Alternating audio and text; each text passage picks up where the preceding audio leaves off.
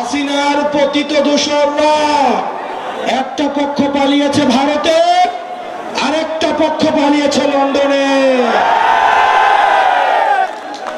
সুতরাং যারা ফেসিবাদ বিরোধী রাজনৈতিক দলে যারা আছেন, আপনারা গুসা করেন না। চাঁদাবাজ যদি আপনারা না হন, আপনাদের গায়ে তো লাগার কথা না। টেন্ডারবাজ যদি না হন, আপনাদের গায়ে তো লাগার কথা না।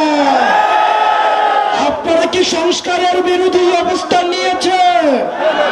যদি গুসা করেন তাহলে ধরে নিব আপনারা এই সংস্কারে বাধা দিচ্ছেন। প্রিয় তরুণ প্রজন্ম, এখানে আমার যে ভাইয়েরা উপস্থিত হয়েছেন, পরবর্তী বাংলাদেশ আমাদেরকে বিনির্মাণ করতে হবে। পরবর্তী বাংলাদেশ আমাদের সাকিব শাহরিয়ার ভাইয়েরা করবে। পরবর্তী বাংলাদেশ খালেদ সাইফুল্লাহ ভাইয়েরা করবে, ভাইয়েরা করবে। তাদের হাতকে শক্তিশালী করতে হবে।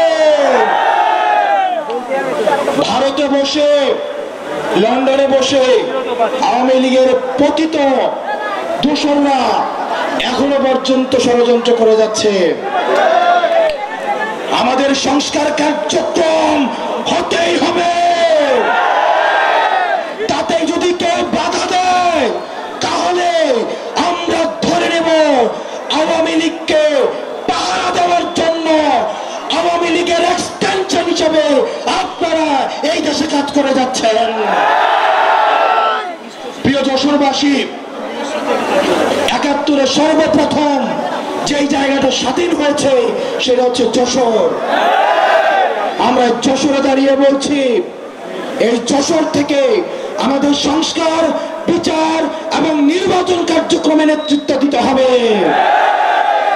অত্যন্ত সুপরিকল্পিত ভাবে এনসিপি কে নির্বাচন বিরোধী বানিয়ে দেওয়া হচ্ছে। আমরা এনসিপি সবচেয়ে প্রগতিশীল এবং নির্বাচনের জন্য সবচেয়ে যদি কেউ কথা বেশি বলে থাকে সেটা হচ্ছে এনসিপি। আমরা এনসিপি সংস্কার চাই, আমরা এনসিপি বিচার চাই, আমরা এনসিপি নির্বাচন চাই। আর একটা দল রয়েছে তারা কেবল নির্বাচন চায়। আমাদেরকে তিনটাই দিতে হবে। আমাদের সংস্কার দিতে হবে, নির্বাচন দিতে হবে, বিচার করতে হবে। তিনটাকে একসাথে করতে হবে। আর যারা শুধু একটাই যাচ্ছে তাদের দুরভিসন্ধি রয়েছে। তারা নির্বাচনও চায় না, তারা বিচারও চায় না, তারা সংস্কারও চায় না।